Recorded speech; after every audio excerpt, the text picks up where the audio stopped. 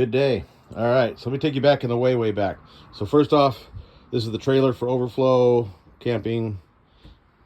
That's the cabin trailer. Okay, about a year ago we found a squishy spot on the floor right there. Used to be a shower. The crapper used to go this way, little small trailer ones, and the sink. We pulled that floor up and opened up a hornet's nest. We ended up replacing this entire floorboard, the structures underneath, and all the beams all the way up and around, because there was none. Now, this has all been rebuilt. Now what we're doing now is we're installing the shower and the sink.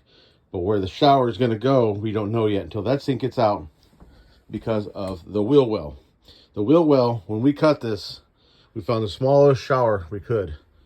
This used to be all full. So we will depend on where this goes and where this doesn't go. So we're going to pull this all apart. I'll update shortly and see what happens. We don't know if this wall is going to go.